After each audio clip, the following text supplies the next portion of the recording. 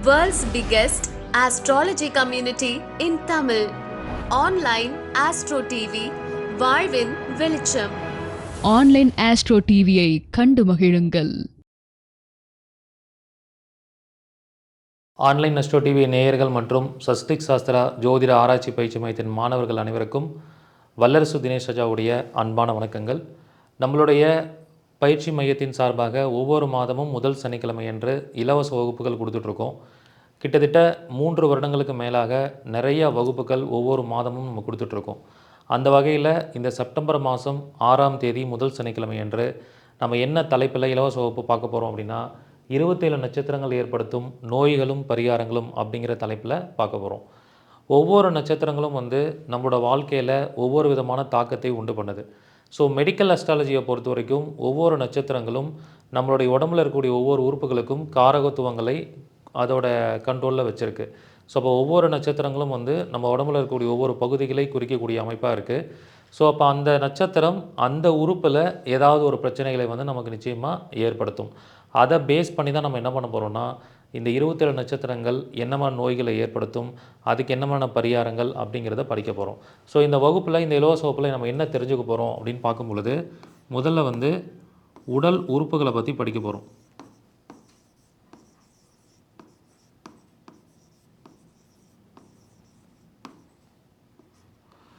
அதாவது 27 ஸ்டார்ஸோடைய உடல் உறுப்புகள். இப்போ அஸ்வினின்னு எடுத்துக்கிட்டிங்கன்னா நம்மளுடைய தலைமுடியை குறிக்கும். அஸ்வினி அப்படிங்கிறது தலைமுடி. ஸோ அந்த மாதிரி நாம் 27 நட்சத்திரத்துக்கும் படிக்க போகிறோம். அஸ்வினினா தலைமுடி. பரணி அப்படின்னு எடுத்துக்கிட்டிங்கன்னா நம்மளுடைய கண்களை குறிக்கும்.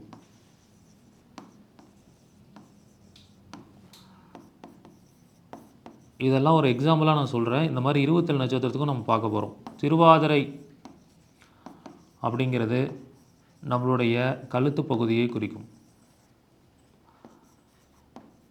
மக நட்சத்திரம் அப்படிங்கிறது நம்மளுடைய இருதய பகுதியை குறிக்கும். ஓகேங்களா? சுவாதி அப்படின்னா நம்ம உடம்பில் இருக்கக்கூடிய குடல் பகுதியை குறிக்கும். இப்படி 27 நட்சத்திரங்களுக்கும் நம்ம உடம்பில் இருக்கக்கூடிய ஒவ்வொரு பார்ட்ஸும் ஒவ்வொரு ஆர்கன்ஸும் 27 நட்சத்திரங்களால் பிரிக்கப்பட்டிருக்கு. நம்ம கிரக காரகத்துவங்களில் இந்த மாதிரி படிச்சிருப்போம், பாவ காரகத்துவங்களில் படிச்சிருப்போம். இது 27 நட்சத்திரங்களுக்கு உண்டான உடல் கூறுகள், உடல் உறுப்புகளை பற்றி நம்ம தெரிஞ்சுக்கணும். முதல்ல இந்த காரகத்துவங்கள் தெரிஞ்சால் தான் அது என்ன மாதிரியான நோய்களை ஏற்படுத்தும் அப்படிங்கிறத நம்ம பார்க்க முடியும். ஸோ இது ஒரு கான்செப்ட். அதுக்கப்புறம் 2வது நம்ம என்ன படிக்க போகிறோம் அப்படின்னா, இந்த இலவச வகுப்பில்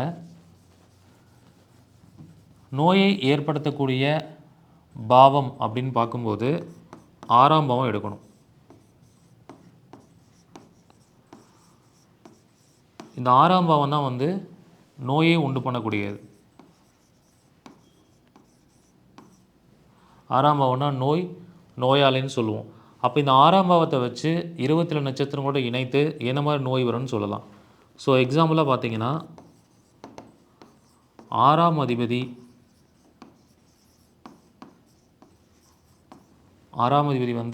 ஒருத்தங்களுக்கு எந்த நட்சத்திரத்தில் நிற்கிறாரு அப்படிங்கிறத நம்ம பார்க்கணும். 6ஆம் அதிபதி எந்த நட்சத்திரத்தில் நிற்கிறாங்கன்னு பார்க்கணும். ஸோ ஃபார் எக்ஸாம்பிள் 6ஆம் அதிபதி ஆயில்யம் நட்சத்திரத்தில் இருந்தால்,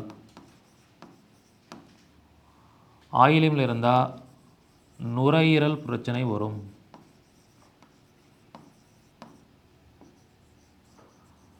சுவாச கோளாறு வரும், ஆஸ்துமா பிரச்சனை வரும் அப்படின்னு சொல்லலாம்.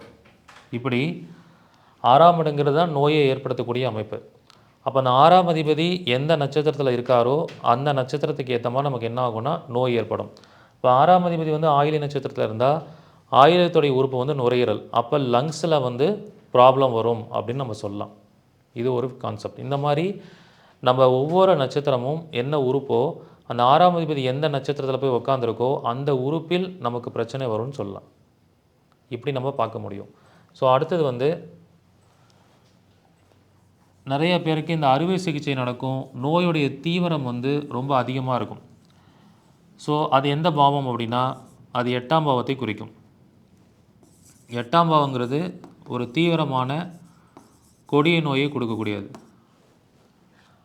தீவிரமான கொடிய நோயை கொடுக்கும் அல்லது அறுவை சிகிச்சையை கொடுக்கக்கூடியது தான் 8ஆம் பாவம். ஸோ அப்போ அந்த 8ஆம் பாவ அதிபதி எந்த நட்சத்திரத்தில் நிற்கிறான்னு பார்க்கணும்.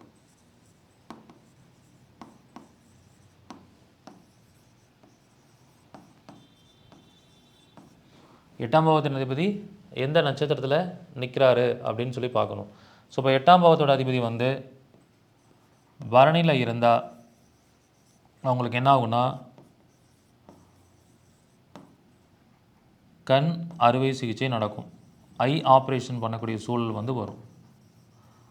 அல்லது கண்ணில் ஏதாவது வந்து பெரிய லெவலில் ஒரு கொடிய நோயை வந்து ஏற்படுத்தும்.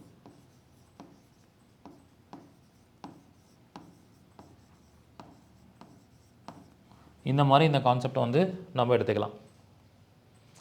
இப்படி 8ஆம் அதிபதி 27 நட்சத்திரத்தில் எந்த நட்சத்திரத்தில் நிற்கிறாரோ அந்த நட்சத்திரத்துடைய உறுப்பில் அறுவை சிகிச்சையோ அல்லது கொடிய நோயோ காம்ப்ளிகேட்டடான டிசீஸை வந்து கொடுக்கக்கூடிய அமைப்பு ஏற்படும். ஸோ அதையும் நம்ம வகுப்பில் ஒவ்வொரு நட்சத்திரத்துக்கும் பார்க்க போகிறோம். ஓகே, அடுத்தது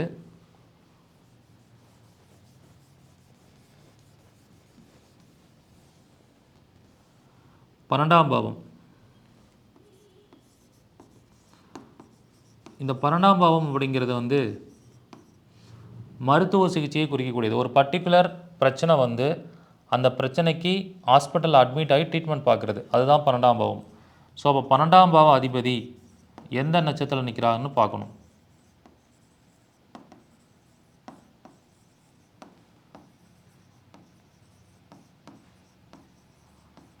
இப்போ 12ஆம் பாவத்தின் அதிபதி வந்து அனுஷ நட்சத்திரத்தில் இருக்காங்க அப்படின்னா, அனுஷம் அப்படிங்கிறது மர்ம உறுப்புகளை குறிக்கும். மர்ம உறுப்புகள், இனப்பெருக்க உறுப்புகள். அப்போ மர்ம உறுப்புலையோ இனப்பெருக்க உறுப்புலையோ ஏதாவது பிரச்சனை ஏற்பட்டு அதுக்காக மெடிக்கல் ட்ரீட்மெண்ட், ஹாஸ்பிட்டல் அட்மிட் ஆகி மெடிக்கல் ட்ரீட்மெண்ட் பண்ணக்கூடிய சூழல் ஏற்படும். மருத்துவ சிகிச்சை எடுப்பாங்க அப்படின்னு சொல்லலாம். அப்போ 6ஆம் அதிபதி 27 நட்சத்திரத்தில் நிற்கும்போது என்ன மாதிரியான நோய்களை ஏற்படுத்தும், 8ஆம் அதிபதி 27 நட்சத்திரத்தில் நிற்கும்போது என்ன மாதிரியான அறுவை சிகிச்சைகள் எந்த உறுப்பில் ஏற்படும், 12ஆம் அதிபதி 27 நட்சத்திரத்தில் நிற்கும்போது என்ன மாதிரி உறுப்புக்காக நம்ம மருத்துவ சிகிச்சை ஹாஸ்பிட்டல் அட்மிட்டாக எடுப்போம் அப்படிங்கிற விஷயங்களை மிக தெளிவாக நம்ம இந்த சப்ஜெக்டில் படிக்க போகிறோம். இது எல்லாமே என்ன மாதிரியான தாக்கங்களை ஏற்படுத்தும், நோய்களை ஏற்படுத்துங்கிற விஷயத்தை தெரிஞ்சுக்க போகிறோம். அதுக்கப்புறம் என்ன பண்ணுவோம்னா இதுக்கான பரிகாரங்கள் இருக்குது. ஸோ இந்த 27 நட்சத்திரங்களை பேஸ் பண்ணி பரிகாரங்களும் நம்ம இதில் படிக்க போகிறோம். ஸோ பரிகாரங்கள் அப்படின்னு சொல்லி எடுத்துக்கிட்டிங்கன்னா நாம் இதுக்கு என்ன மாதிரியான பரிகாரங்கள் பண்ணணும்.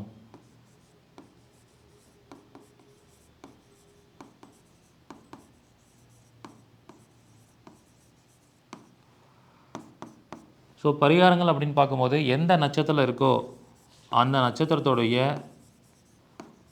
உணவு தானம் செய்ய வேண்டும். அந்த நட்சத்திரத்துக்கு என்ன பண்ணணும், உணவு தானம் வந்து செய்யணும். இப்போ வந்து 6ஆம் அதிபதி வந்து ஒருத்தங்களுக்கு சித்திரை நட்சத்திரத்தில் இருக்குன்னா மாதம் சித்திரை நட்சத்திரத்தில் சர்க்கரை பொங்கல் தானம் பண்ணிட்டு வரணும். அப்படி பண்ணும்போது என்ன ஆகும்னா அந்த உடல் ரீதியாக ஏற்படக்கூடிய அந்த நட்சத்திரங்கள் கொடுக்கக்கூடிய நோய்களை வந்து வளர விடாமல் தடுக்க முடியும், அல்லது நோயோட தாக்கத்தை குறைக்க முடியும். ஸோ அந்த உணவு தானம் வந்து நம்ம கண்டிப்பாக பண்ணலாம். அதுக்கப்புறம் என்ன பண்ணணும் அப்படின்னா விருட்ச தானம் செய்யணும்.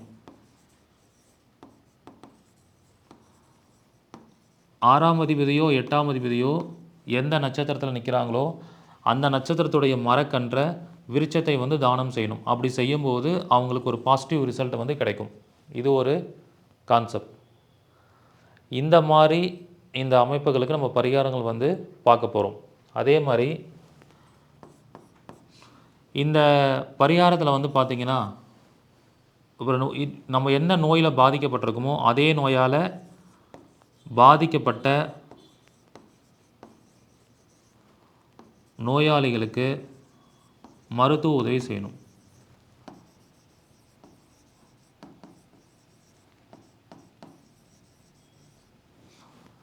ஸோ நோயாளிகளுக்கு என்ன பண்ணணும், மெடிக்கல் ஹெல்ப் பண்ணணும். இப்போ வந்து உங்களுக்கு 6ஆம் அதிபதி வந்து ஒருத்தங்களுக்கு இப்போ அஸ்வினியில் இருக்குது, தலைமுடி சார்ந்த பிரச்சனை இருக்குது, பொடுகு இருக்குது, அல்லது முடி கொட்டுற பிரச்சனை இருக்குது, அந்த மாதிரி ப்ராப்ளம்னா அதே மாதிரி சேம் ப்ராப்ளம் உள்ளவங்களுக்கு அஸ்வினி நட்சத்திரம் வரும்போது ஏதாவது மருத்துவ உதவி செய்யணும். அதுக்கு இப்போ தலை முடி கொட்டுறது தடுக்கிறதுக்கான எண்ணெய் தலையில் தேய்ப்பாங்க, அல்லது அதுக்கு ஏதாவது மெடிசன் எடுத்துக்குவாங்க. இந்த மாதிரி என்ன விஷயங்கள் பண்ணுறாங்களோ அதுக்கான அமௌண்ட்டை வந்து நாங்கள் பே பண்ணுற மாதிரி இருக்கும். ஸோ இந்த மாதிரியான விஷயங்களை பேஸ் பண்ணி நம்ம பரிகாரங்கள் படிக்க போகிறோம். ஸோ இந்த மாதிரி நிறையா பரிகாரங்கள் அந்த கிளாஸில் நான் சொல்லிக் கொடுக்க போகிறேன்.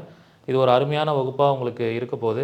இது முழுமையாக ஒரு இலவச வகுப்பாக எடுக்க போகிறேன். ஸோ இந்த வகுப்பு வந்து 6/9/2025 சனிக்கிழமை அன்னைக்கு நடக்க போகுது. காலை 10 AM ஆஃப்டர்நூன் 1 PM வரைக்கும் நடக்கும். யாருக்கெல்லாம் இன்ட்ரெஸ்ட் இருக்கோ அவங்களாம் வந்து என்ன பண்ணுங்கள், இந்த கீழே இருக்கிற காண்டாக்ட் நம்பருக்கு வாட்ஸ்அப் பண்ணி இந்த இலவச வகுப்பிற்கான லிங்கை நீங்கள் பெற்றுக்கொள்ளலாம். இந்த மாதிரி 3 வருடத்திற்கு மேலாக இந்த சேவையை நம்ம செஞ்சுக்கிட்டு இருக்கோம்.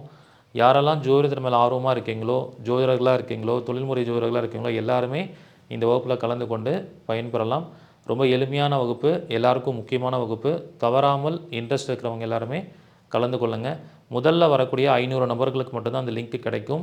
ஸோ இதுக்கு ரெக்கார்டிங் வீடியோஸ் கிடையாது. அதனால் டேரெக்டாக வந்து நீங்கள் இந்த வகுப்பில் படிக்கும்போது தான், அதாவது ஆன்லைனில் வந்து படிக்கும்போது தான் லைவில் நீங்கள் வந்து தேவையான ஹிண்ட்ஸை எடுத்துக்க முடியும். ஸோ தவறாமல் இந்த வகுப்பில் நீங்கள் கலந்து கொள்ளுங்கள். நன்றி, வணக்கம், வாழ்க வளமுடன்.